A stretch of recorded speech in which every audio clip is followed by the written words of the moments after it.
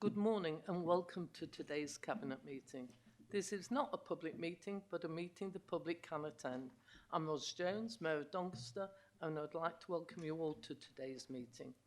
Before we commence proceedings, I would like to outline the domestic arrangements for the meeting. We are not expecting a fire practice today. If the alarm sounds, please leave the building. This meeting will be recorded and published on the Council's website. By entering the Council chamber, you are accepting that you will be recorded and your images will be retained and broadcast by the Council. If anyone intends to record today's meeting, please ensure this does not disturb the conduct of the meeting, and please ensure that your mobile phones are switched to silent mode. Thank you. I will now commence the meeting. Item 1, apologies for absence. I've received an apology from the Chief Executive, Damien Allen. Are there any further apologies for absence, please? Thank you. Item 2, exclusions of the public and press. There are no items on the agenda where the public and press are to be excluded. Is that agreed? Agreed. Item 3, public statements and questions. We have received a total of 6 questions in advance of the meeting today. There is up to 20 minutes allocated on the agenda for questions. To ensure efficient use of time, there won't be any supplementary questions until I've responded to the other questions. If there is sufficient time remaining, we will allow supplementary questions in the order of the responses provided until the 20 minutes have passed. I will ask the governance services to monitor the time and remind us when 5 and 1 minute is remaining. I've received a question from Mr. Tim Brown in relation to agenda item 7, refreshing Doncaster Council's cultural strategy. If Mr. Brown is in the meeting, could you please read out your question?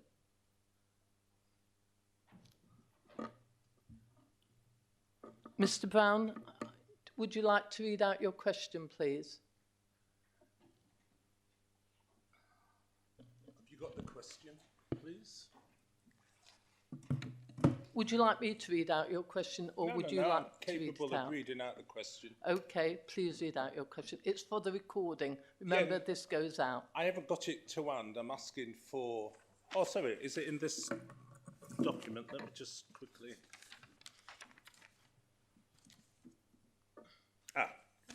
Thank you.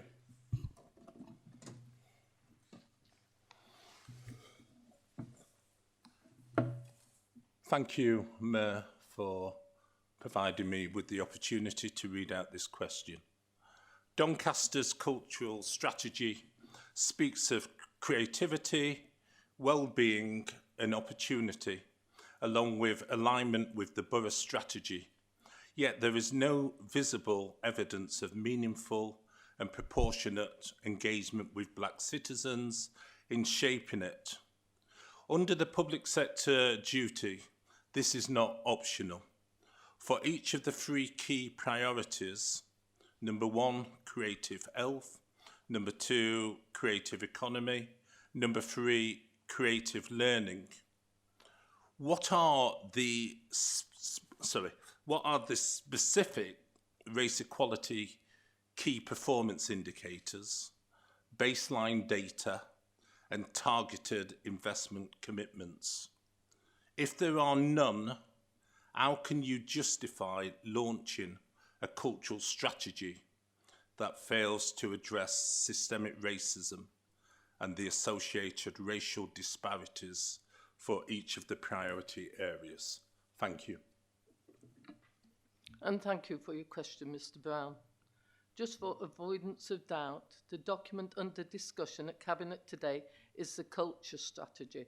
The culture strategy is focused on how creative activities and opportunities in our borough can help all residents to connect with each other and to thrive.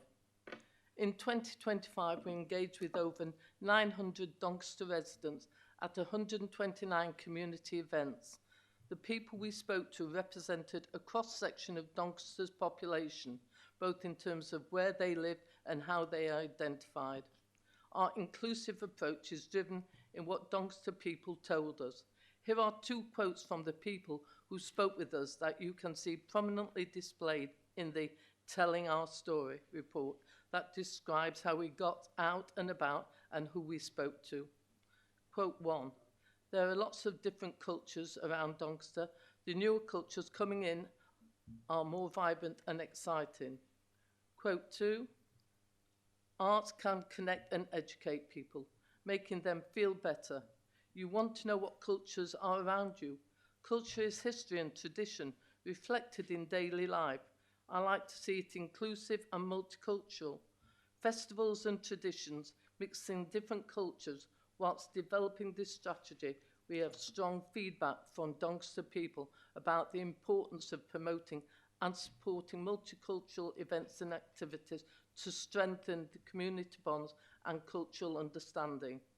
The strategy gives us a foundation to work alongside all of our citizens to ensure diversity, equity and inclusion within our borough's arts and culture. I will always seek to ensure that nobody will be left behind. As a council, we will always stand up against racism. It's worth pointing out that Doncaster Anti-Racism Partnership was shortlisted for the National Award last September for the Excellence in Community Partnership Award at the National BAME Health and Care Awards 2025. The partnership brings together representatives from this council, Doncaster and Bassetlaw Teaching Hospitals, Rotherham, Doncaster and South Humberside NHS Foundation Trust, the South Yorkshire Integrated Care Board, Doncaster Culture and Leisure Trust, Doncaster Social Isolation Alliance and Volunteer Bank, South Yorkshire Fire and Rescue, South Yorkshire Police, Doncaster College, Sheffield Hallam University, the University of Sheffield and the Black Leadership Group. Thank you for your question, Mr. Brown. Mr. Brown, I said any supplementaries I'd take at the end of answering all the questions if we're in the time period. Okay, thank you. I'm afraid I need to go on. I have received questions from councillors Carl Hughes, Craig Ward, Russ Linley, Gerald Squires and Frank Jackson in relation to agenda item 9, quarter 3, 2025-2026 Finance and Performance Improvement Report. At the appropriate time, I'll ask each person to read out their question. The first question is from Councillor Carl Hughes. Councillor Hughes, would you like to read out your question, please? Thank you, Mayor Jones. If you can just clarify that I'm asking this question as a ward member of Stainforth and Barnby Dun, not as chair of OSMC. Those questions will be asked of you on the 26th of March. Thank you. The question is, yet again, quarter 3 shows this council overspending by £5.2 million and covering the gap with one-off reserves, instead of fixing the real problem. Year-on-year overspending with no grip. Residents are cutting back, but the council simply raids savings. When will Cabinet stop papering over the cracks and publish a credible, permanent plan to live within our means, rather than relying on accounting tricks and emergency reserves? Thank you. Thank you for your question, Councillor Hughes. As the Chair of Overview and Scrutiny Management Committee, you are provided with and scrutinise this information on a quarterly basis. As such, you have the overall and detailed explanation on the services provided and the circumstances for the financial position. Without repeating the responses which will be provided to other questions later on in this agenda, they will provide insight to the challenges this and other councils are facing. Your question also implies that there are accountancy tricks. I take this inference very seriously and would invite you to reflect on that comment and also consider the external auditor's report on the council's accounts for 24-25 that were presented on the 26th of November 2025 to the Audit Committee, which include independent key findings and commentary on the council's arrangement in respect of value for money, financial sustainability and governance. As I am sure you are aware that over 70% of the council's spend is in relation to adults, children and public health services. The inference in the question is that the council has the necessary levers to curtail services to those that need it the most, and you know that isn't possible. Adult social care is expected to overspend by 7.8 million, mainly due to the increased care provided through direct payments, supported living and home care. I think it's also worth highlighting a statement that you made yourself on social media in relation to the local government financial settlement and announced on the additional funding towards DSG, and I quote, "In effect, the settlement is a sticking plaster covering the main issue, which is underfunding of SEND provision itself. The overspend for the next 3 years alone is forecast to be between 20 and 30 million a year and growing annually. Until funding matches the required amounts, the DSG deficit will remain a high-risk financial issue within the Council's strategic risk register. And when the statutory override is lifted in March 2028, the Council will become directly liable for any debt. Balancing the budget could become almost impossible unless a radical change in SEND funding is approved." All local authorities are incredibly complex organisations, which has become even more volatile in recent years, with an ageing population and rising demand for social care and SEND services. That is why, as part of the budget setting process, it is vital that we plan for the medium term, allocate contingency funding and ensure sufficient reserves to enable us as an organisation to cope with the challenges that we are faced with. Thank you for your question, Councillor Hughes.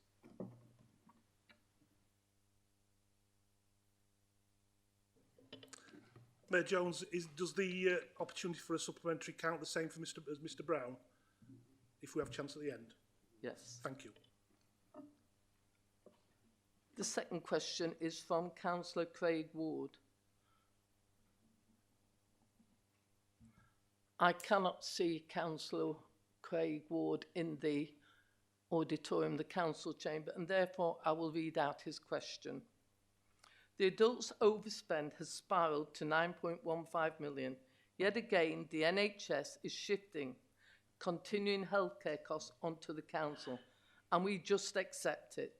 Taxpayers shouldn't foot the bill for health services. The NHS should be funding.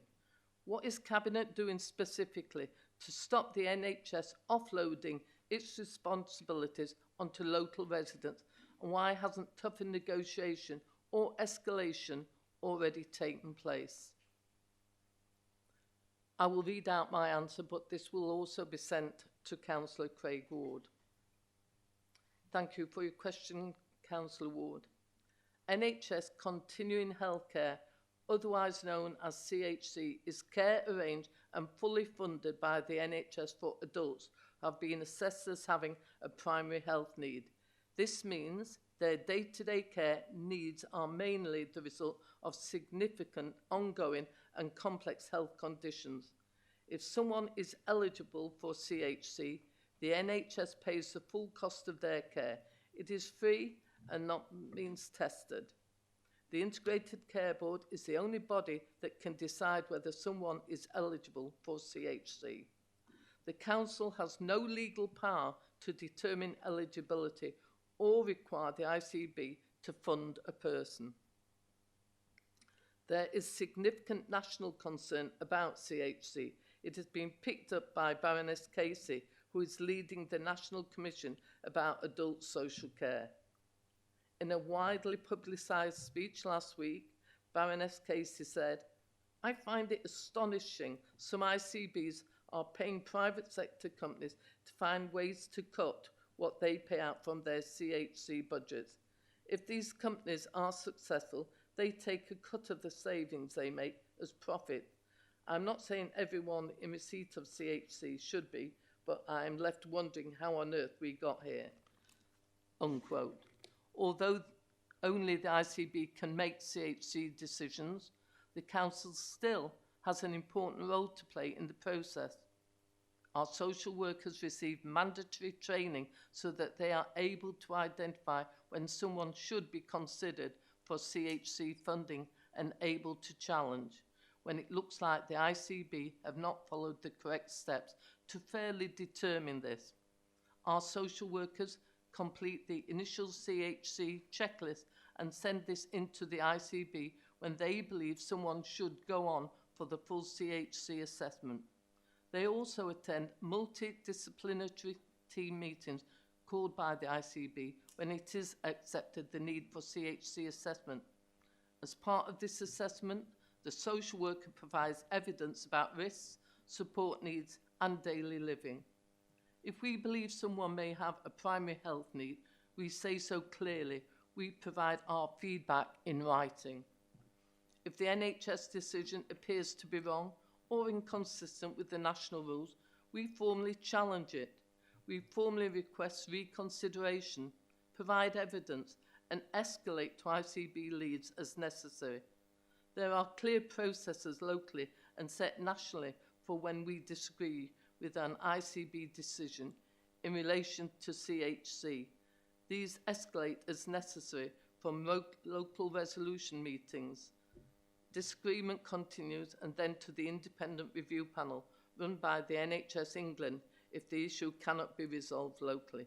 Therefore, final decision-making in a dispute which cannot be resolved locally rests with the NHS alone. The ICB is going through staffing reductions, and it is very likely that future local dispute resolution will take place at South Yorkshire level rather than Doncaster level. This provides greater opportunities for our councils to collaborate. Directors of adults and social care in Barnsley, Doncaster, Rotherham and Sheffield are all equally concerned about increasing pressures on South Yorkshire residents as well as councils' budgets from the loss of CHC funding. I hope this answer has reassured you that Doncaster Council does not simply accept shifting costs. The Council works within a national legal framework where the ICB is the decision maker, robustly challenges decisions that appear inconsistent with CHC criteria, and uses formal dispute processes where required. We also ensure residents receive safe care while funding responsibilities are resolved. I'm grateful for your interest in this important topic and hope you will influence your fellow councillors to lend their voices to national calls for the NHS England to review their approach to NHS continuing healthcare and the legal entitlement that people should still have for free support with significant and complex care needs. Thank you for your question, Councillor Ward. The third question is from Councillor Russ Linley. Is Councillor Russ Linley here in the council chamber, please? I'm afraid he is ill with a bad chest infection, Mayor. I will therefore read out Councillor Linley's question. The children's care ladder is massively overspent and out of authority placements remain sky high despite years of promises. High costs and registered placements continue as if nothing is wrong. Why has Cabinet failed to get a grip on placement costs? And when will we see a clear reduction plan with real deadlines rather than warm words? Thank you for your question, Councillor Linley, in relation to the children's care ladder. This subject is a focus of Children and Young People's Overview and Scrutiny Panel on the 19th of March. Recognition of the challenges in addressing the pressure in the care ladder over the next 4 years. In Doncaster, the service has led on a positive and expected decrease in the children in care population. In August 2024, there were 530 children in care, and at the end of December 2025, this has reduced to 497. We have sustained a reduction in the out-of-area placements from 54 in April 23 to 41 in January 2026. We've also reduced the number of out-of-authority area placements for children with disabilities from 6 in 23-4 to 5 at the end of January 2026. However, year on year, we are seeing the cost of external residential placements increasing in Doncaster from the budgeted 354k to 386k projected in Q3 of this financial year. This year-on-year increase is recognised nationally as market forces beyond local control, which is why national government changes in legislation are so important, such as the Children's Wellbeing and Schools Bill. The National Children's Commissioner report highlights the use of unregistered placements in a national challenge and crisis. As a council, we only take this step when we have no other option for a child, and that child needs a roof and bed. Often a child has been missing or are dysregulated in their behaviour, and no regulated provider is able to meet that need. As a child's corporate parent, we have to find a solution. Locally, we are seeking to address the numbers of external residential placements and prevent the need for unregistered accommodation through our sufficiency programme. We have invested in building children's homes, developing our support accommodation provision, and have further plans to develop local provision over the coming year. We continue to focus on supporting families to remain together, preventing the need to take children into care. Thank you for your question, Councillor Linley.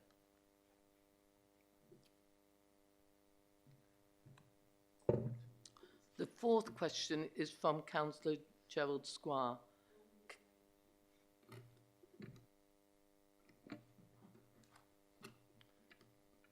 Would you like to raise your question, please, Councillor Squire? Thank you, Mayor Jones. Trade waste has missed income targets year after year. The bereavement service hasn't delivered what was promised and now shows a huge gap. Residents are told to expect efficiency and commercial competence, yet these services consistently fail. Why hasn't Cabinet delivered proper commercial strategy, and how much public money has been lost through poor management? Thank you. And thank you for your question, Councillor Squire. The Council's Trade Waste Services is highly successful, projecting to make an operating surplus of $750,000 in 25-26.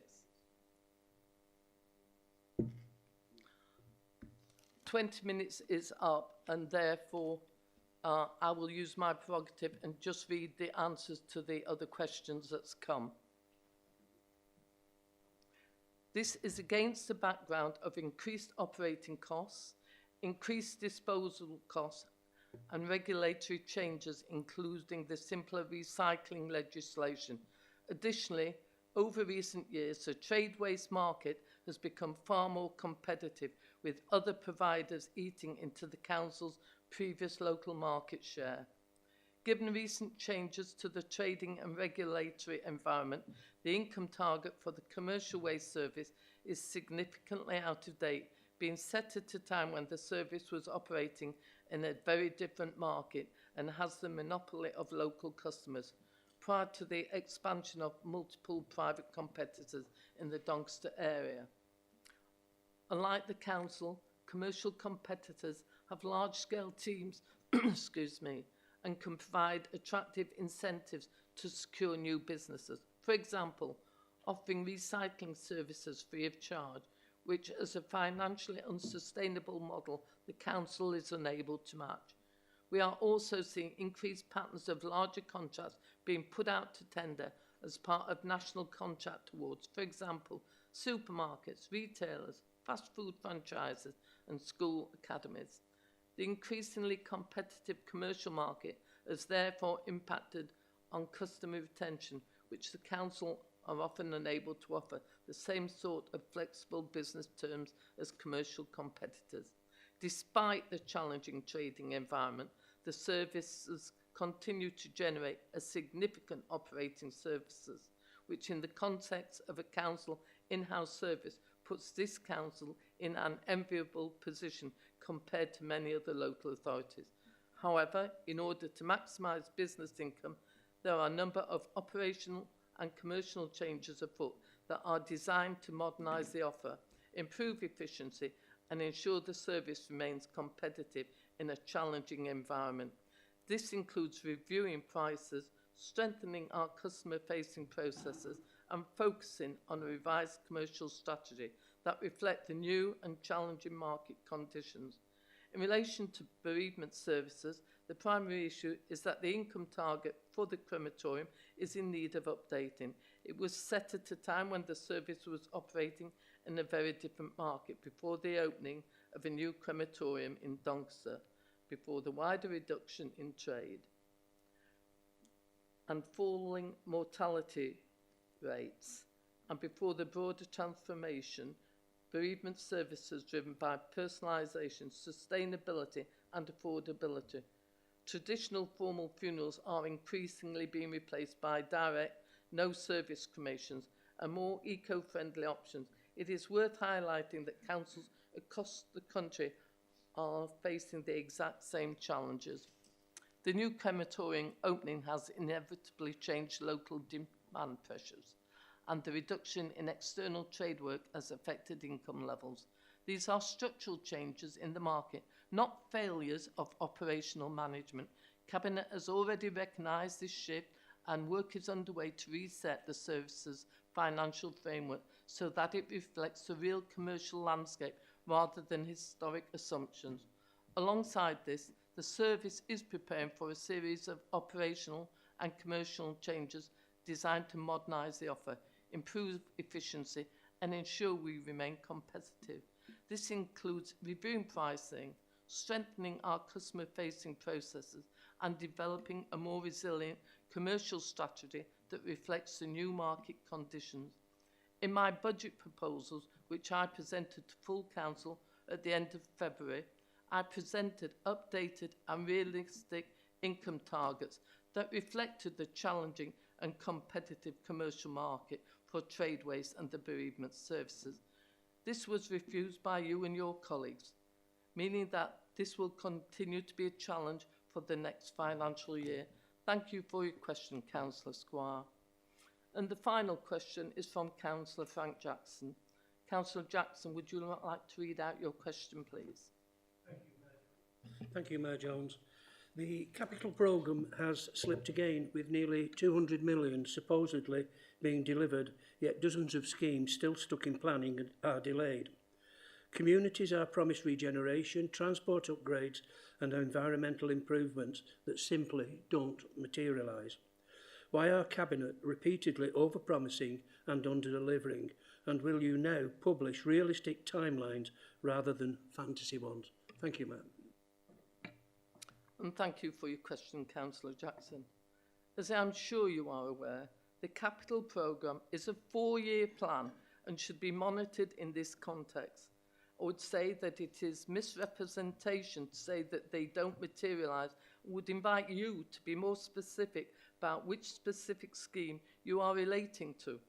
The 25-26 capital programme consists of 462 schemes with an estimated spend of over 196 million, of which 205 schemes have been classified as underway and 114 schemes are now in completion phase. As with any substantial capital scheme, challenges are to be expected. This is why we conduct a 4-year capital programme to allow for potential slippage. That is prudent financial management.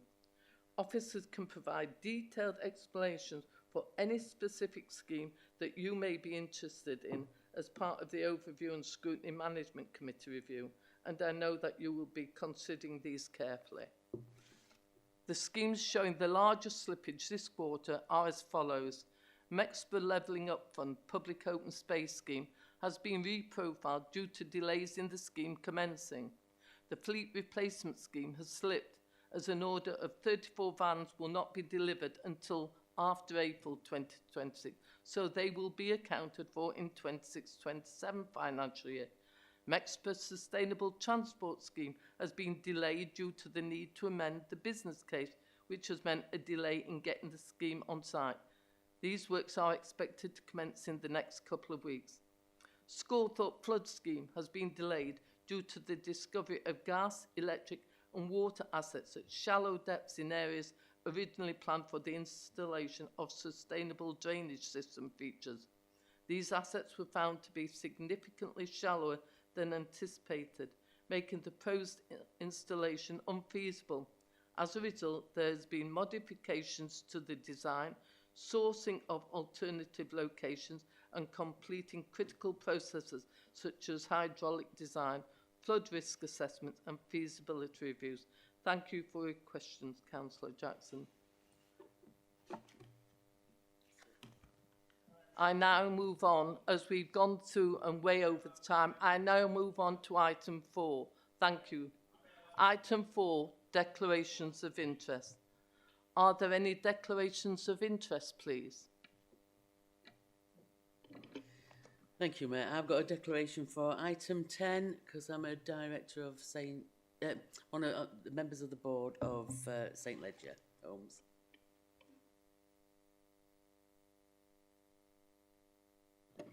I've got no other declarations of interest, so we'll move on to item 5. Decision records for the meeting held on 11th of February 2026.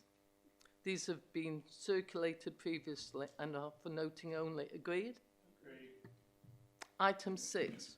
Receipt of grant for the Local Growth Fund and the Economic Inactivity Trailblazer allocation for 26-27. I will introduce this item. Today's decision is about securing 5.49 million for Doncaster from the South Yorkshire Mayoral Combined Authority for 26-27 financial year to maintain delivery of 2 important programmes. These programmes protect essential support for our residents, our communities and our local businesses. The 3.79 Local Growth Fund programme replaces the UK Shared Prosperity Fund, which has delivered to communities, businesses and people for the past 4 years. Shared Prosperity funding was the government's replacement to EU funding and finishes at the end of March 2026. The Local Growth funding, which I am grateful to SIMCA for allocating, enables us to continue targeted investment across the themes of communities and place, supporting local business and people and skills. Crucially, this means we can support business through provision of productivity grants and supporting businesses with carbon reduction that help local firms innovate, grow and manage rising costs. It also ensures ongoing support for the Citizen Advice Bureau, who continue to play a critical role as many households face ongoing costs of living pressures. The 1.7 million Economic Inactivity Trailblazer includes our ambitious Pathways to Work programme, which we are resourcing locally over the next 12 months, incorporates both the People and Skills funding through the Local Growth Fund and the Trailblazer programme.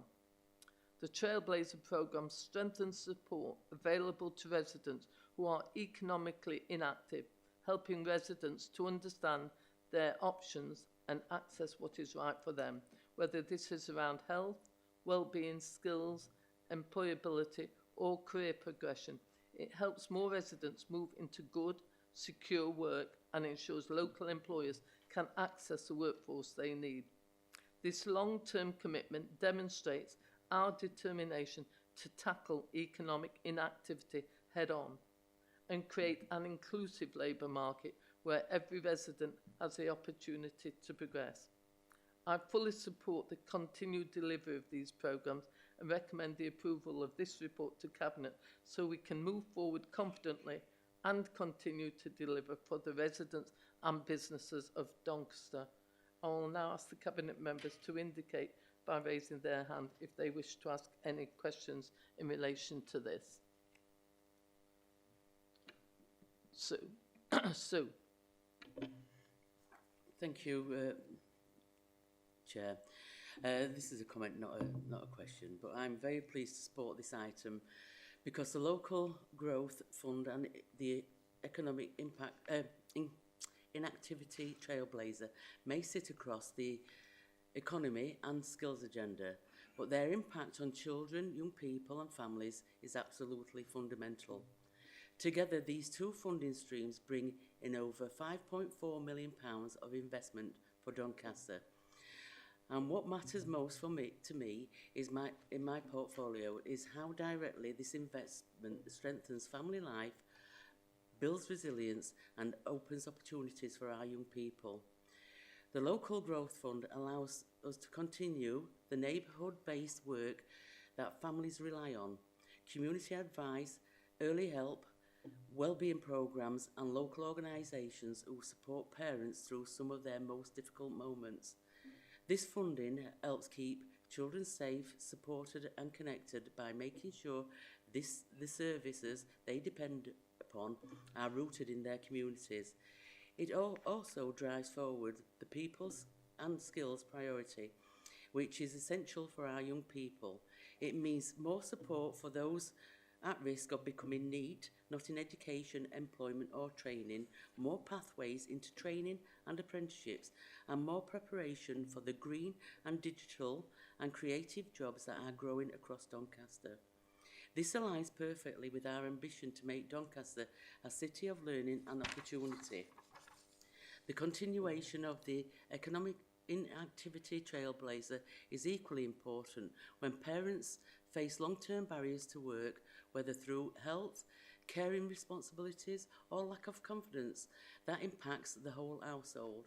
This programme gives us a truly joined-up system that supports parents back towards good work, helps stabilise family finances and breaks cycles of disadvantage that can otherwise pass from generation to generation. Finally, both programmes strengthen our communities, improving local places, supporting culture and well-being and creating the kind of environments where children feel proud, safe and able to thrive. So whilst this report is framed around economic development, its benefits for families are clear and significant. It supports early intervention, improves life chances and helps us give every child and young person the best possible start in life. I fully support and recommend the recommendations. Thank you.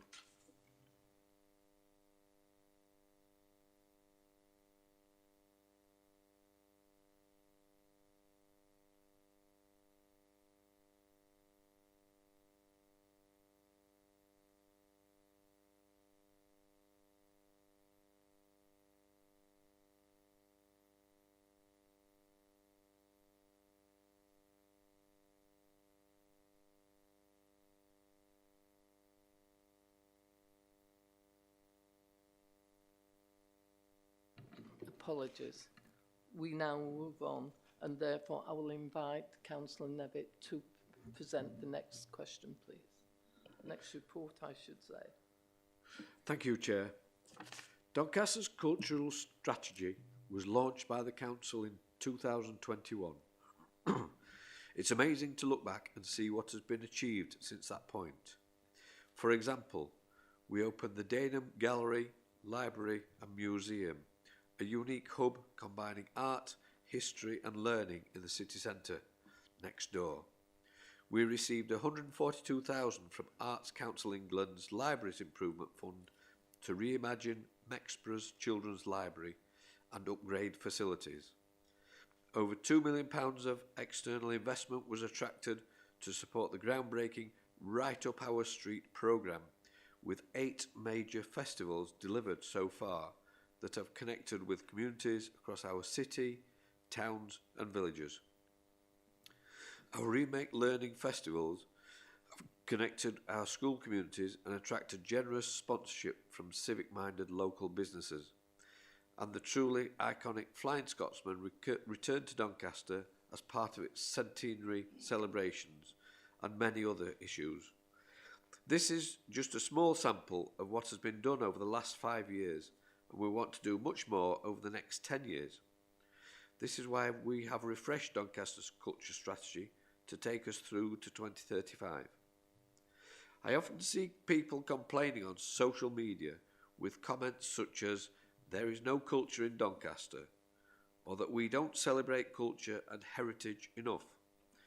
Well, I say this to all those naysayers: get off social media, because culture is all around us, whether that's in our heritage buildings across Doncaster, in many town and village halls and churches, music, concerts, theatre, and even buskers on the street, or events taking place in our city, town and village centres across Doncaster. I say culture is alive and kicking in Doncaster.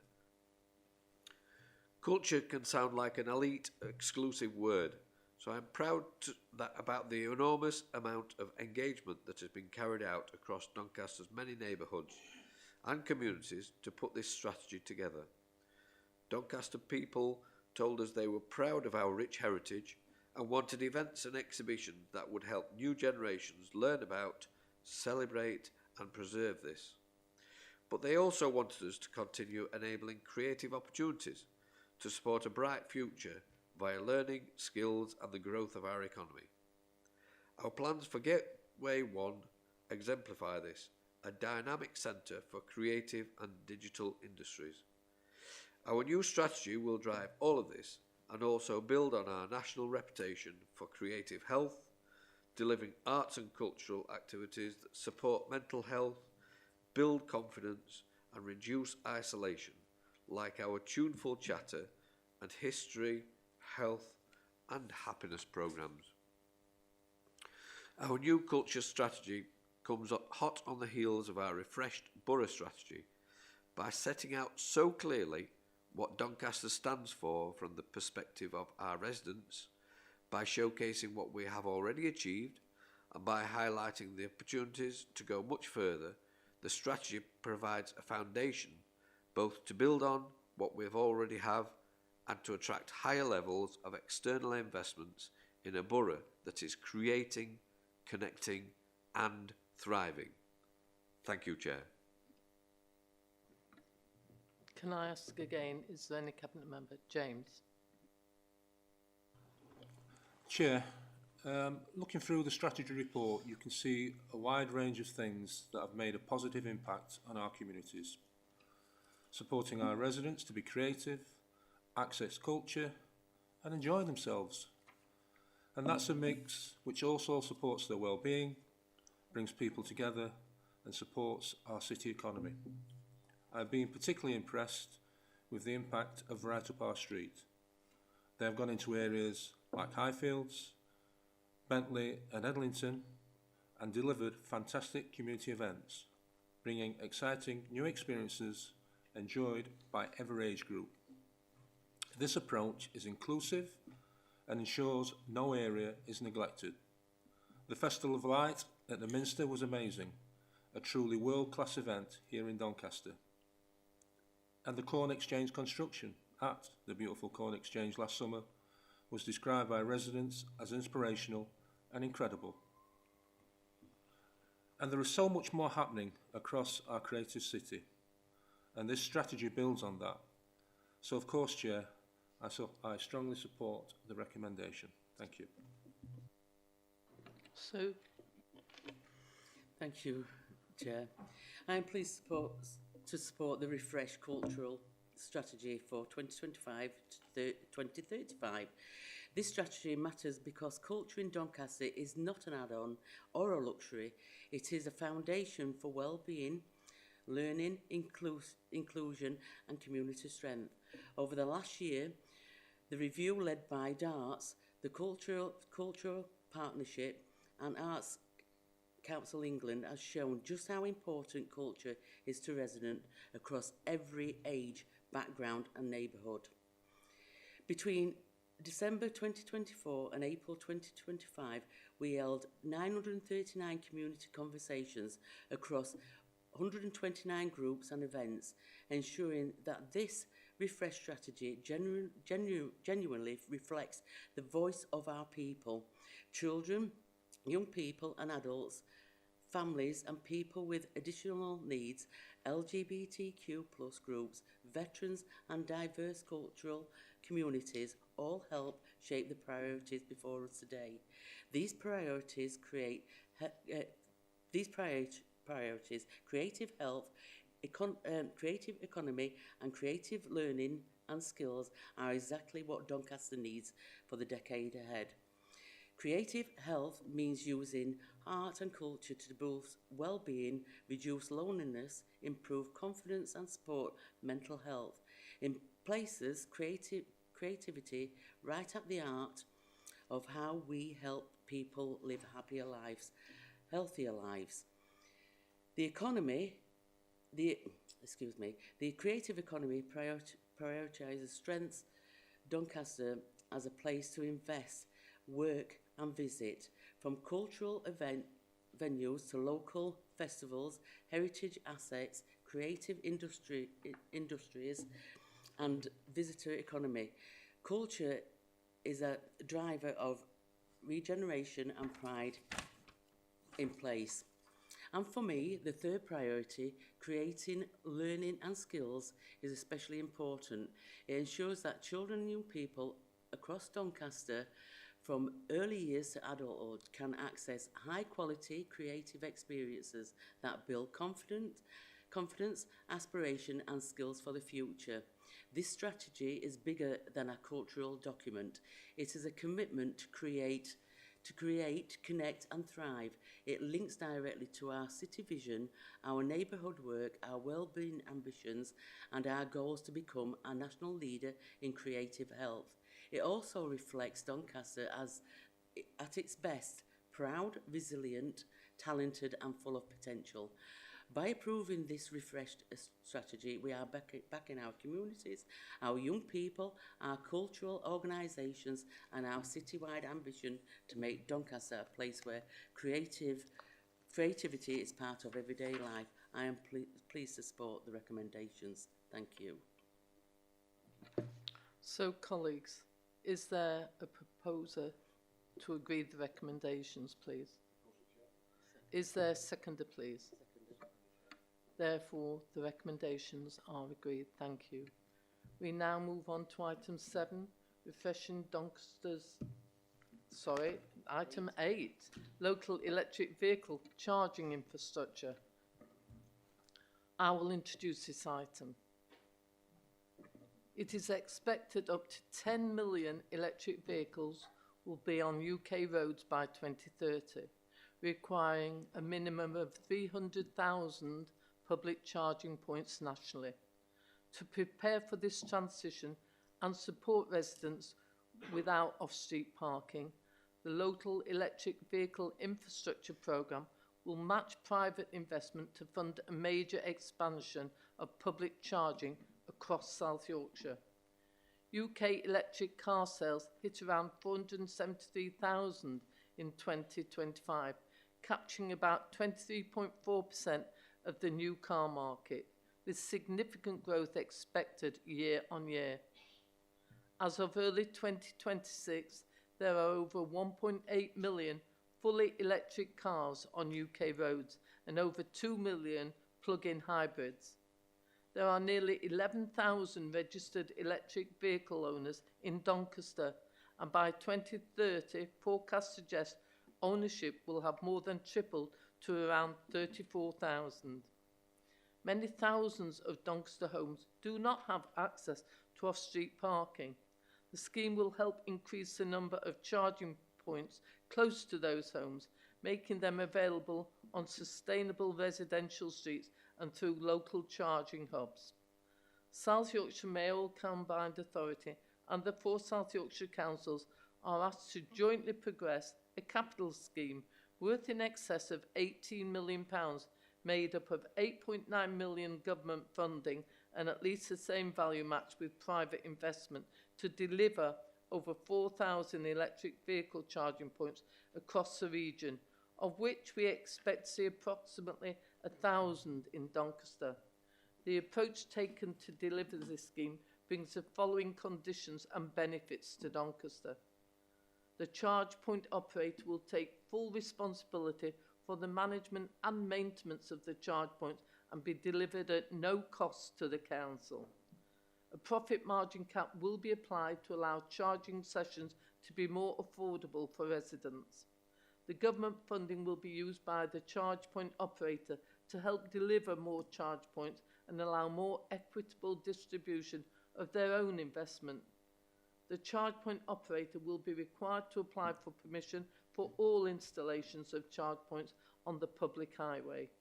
The council will work closely with communities to meet the needs of local residents already using or planning to use electric vehicles and better inform the preferred locations for the charging. The delivery of this scheme helps to bring choice to residents.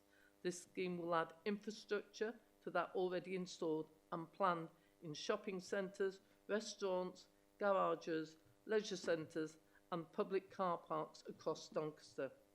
We propose to support this scheme to deliver high-quality neighbourhoods which are clean, green, resilient and safe, and where people can live happy and healthy lives, to increase confidence in the availability of charging infrastructure for electric vehicle users in a city that is growing, connected and sustainable.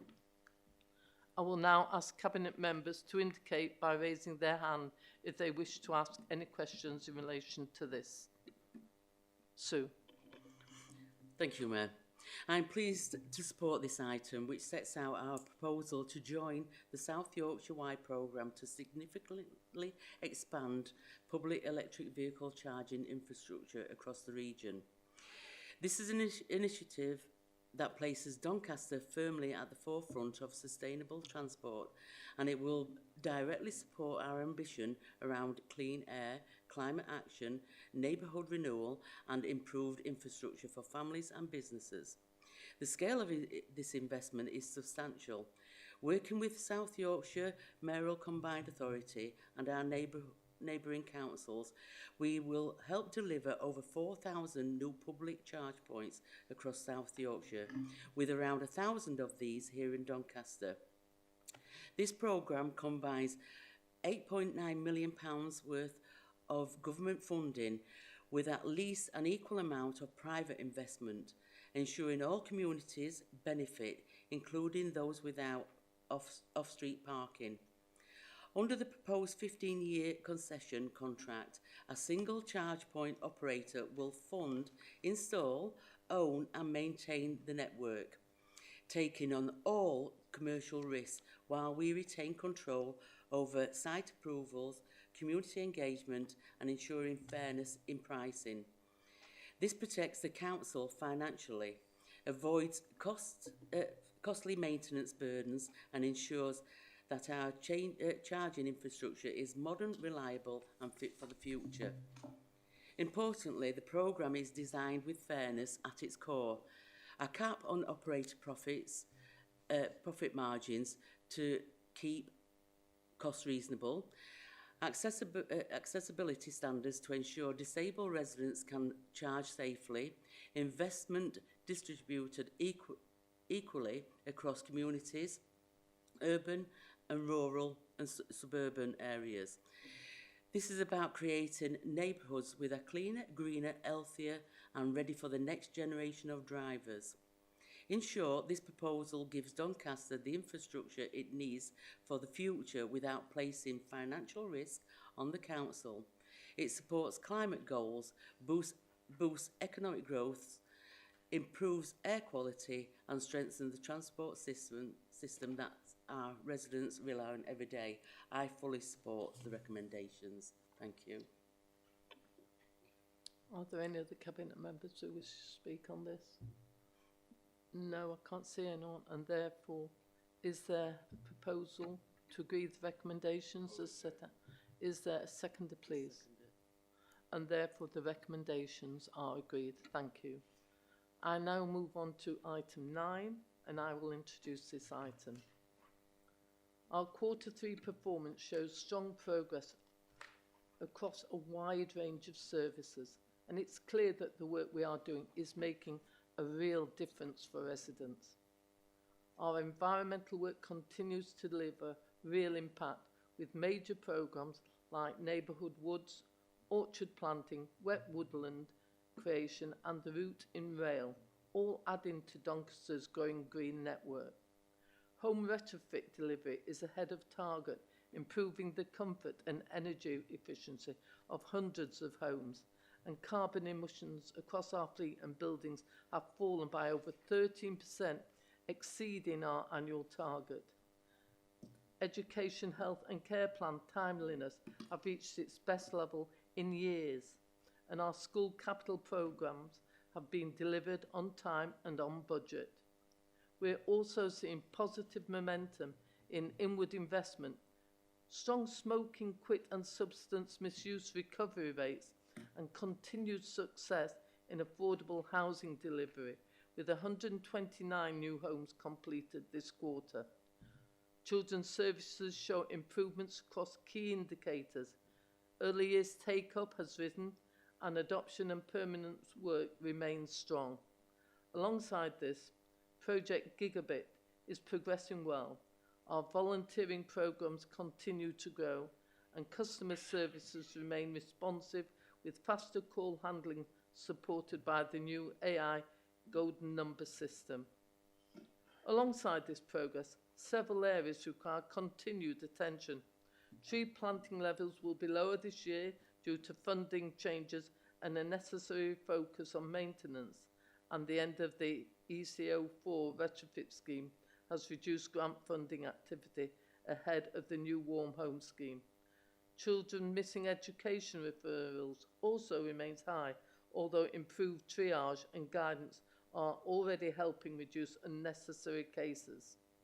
Employment outcomes through pathways to work are slower than hope, reflecting the wider labour market and the high support needs of participants. Some services are experiencing capacity pressures, including major planning applications and business rates and council tax collection linked to backlogs which are being addressed. Recycling rates have been affected by lower composting levels. Safeguarding performance has been impacted by the closure of historic cases, and repeat referrals have increased.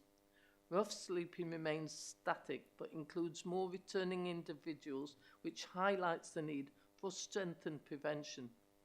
External residential placements for children remain above target due to national shortages, and although in-house provision is expanding, pressures remain. Finally, long-term investment is still needed to improve highway condition. That is why I included £60 million of investment over the next 4 years as part of my capital budget that was agreed at the end of February.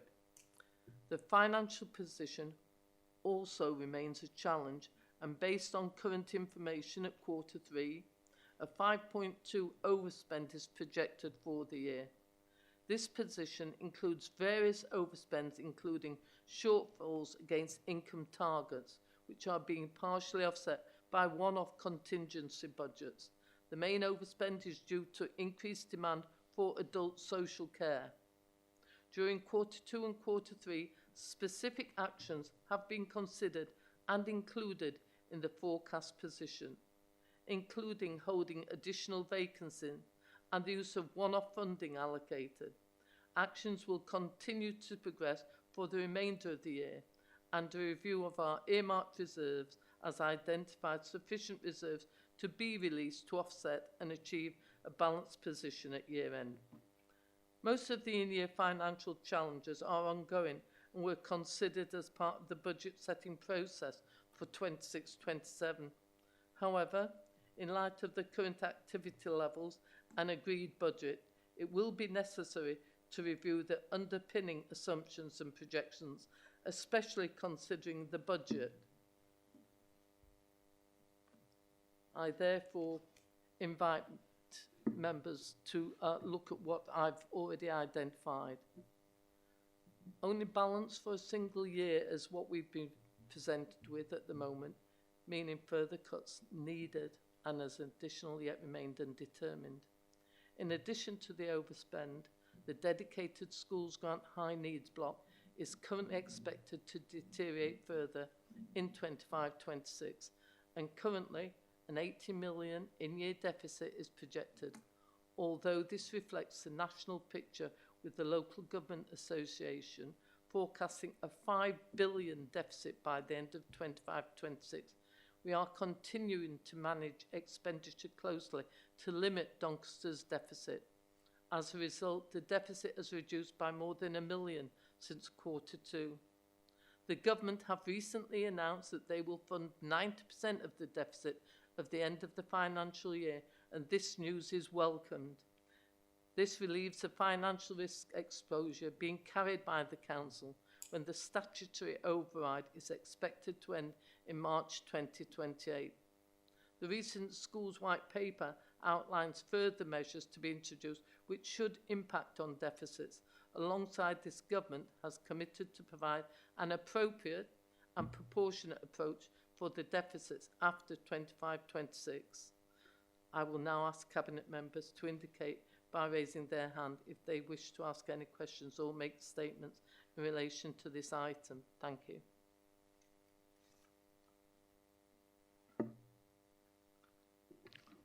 Yes, Dave. Just a statement, Chair. I note the Mayor has already answered the change in overspend in an earlier question for adults, this being 9.15 million. But this is being addressed and worked on by officers. However, the 9.15 million is affected also by the culture overspend of 1.4 million. So the adults overspend is 7.75 million, not 9.15. We offer an excellent empathic service which is improving and effective down to the individual's needs. But this costs. This is a service for our residents, not a profit-making business. There is a difference. Thank you, Chair. Sue.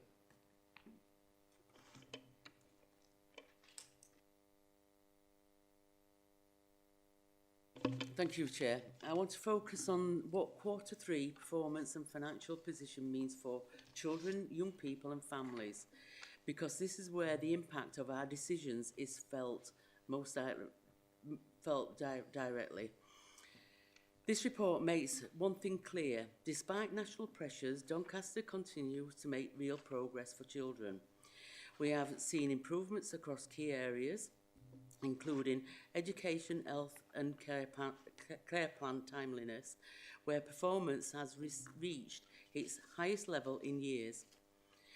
Our early help remains strong, keeping more families supported at the right time, and we have seen a reduction in the rate of children in care, child protection and children in need.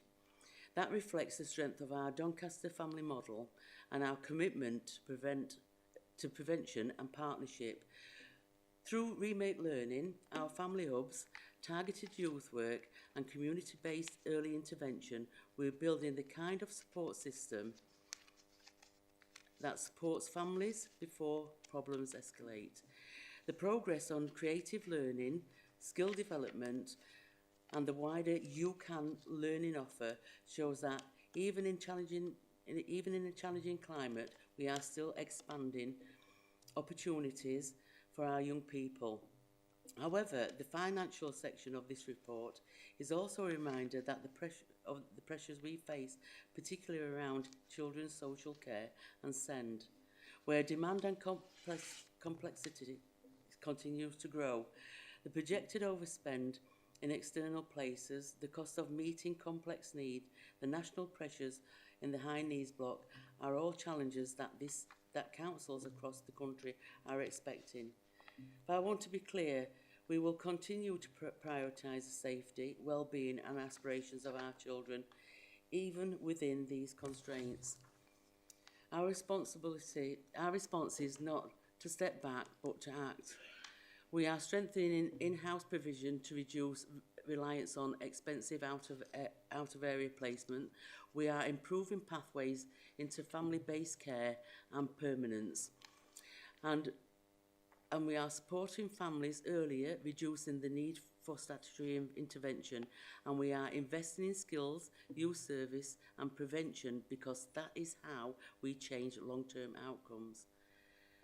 What stands out in this report is not just the pressures, but the resilience and determination shown across our frontline teams who are working with families every day. Their commitment ensures that children continue to receive the support they need, even in the toughest financial context. So while the national landscape remains difficult, Doncaster is choosing to lead with stability, compassion and ambition. For its young people, we will keep protecting services, keep improving outcomes and keep putting children and families at the heart of our decisions. I support the recommendations. Thank you. Yes, Glyn. Thank you. Yes, Chair. From the papers, I would like to highlight a number of points. I'm pleased to note that the anticipated creation of up to 1,000 jobs with the £108 million of investment by TJ Morris on the Unity development, which will directly benefit people in the Stainforth and Hatfield wards. I think this brings a major, massive opportunity for the area. I'm also happy to note that 129 affordable new homes were built, giving a total of 277 so far this financial year, exceeding the target that we put of 210. And finally, with regard to retrofitting to improve the energy efficiency, which is part of the insulation, heating and solar works, the council looked to exceed our annual target of 550. This covers both social and private housing, helping to lower energy bills, improve health and well-being, and of course, individual home comfort. Thank you, Chair. As no one else has indicated, therefore, do we have a proposal for the recommendation, please? Is it seconded? Therefore, it can be moved and the recommendations are agreed. I now move on to item 10, St Ledger Homes of Doncaster, key performance indicators and tenant satisfaction measures update for Q3 ended 31st of December 2025. I'll invite Deputy Mayor, Councillor Glyn Jones, Cabinet Member for Environment, Housing and Safer Communities to introduce this item. Thank you. Yes, thank you, Chair. Colleagues, before us today we have a set of papers from St Ledger Homes which include the Q3 performance against the key performance indicators set by this council for St Ledger Homes and results from the 2025-2026 tenant perception survey results. Attached to the documents are a series of detailed benchmarking information which enables us to consider the performance of St Ledger Homes against the rest of the social housing sector across the country. Also attached to this report is the value for money statement for 2024-25 and was approved by St Ledger Homes Board in December 2025. Annual cost and performance benchmarking reports are available in the November after the year end, so the annual value for money statement is finalised in December each year. This indicates that St Ledger remains a low-cost, mid to high-performing organisation which it has consistently held for a number of years now. 41 KPIs were agreed with the City of Doncaster Council at the start of 24-25. 13 are tenant satisfaction measures that are required by the regulator for social housing and are measured annually. And 28 are other St Ledger operational KPIs. As we know, amongst the 41 key performance indicators we set St Ledger some very challenging targets. In 21 of these areas, St Ledger Homes are either meeting the target or are within the agreed tolerance of the target. This is a sustained increase month on month and represents the strongest dashboard we have had for some years. I would like to highlight a couple of areas for colleagues to note. Firstly, on KPI 1, another exceptional performance on rent arrears where the target was exceeded. However, St Ledger are committed to monitoring and improving this KPI as we progress through the year.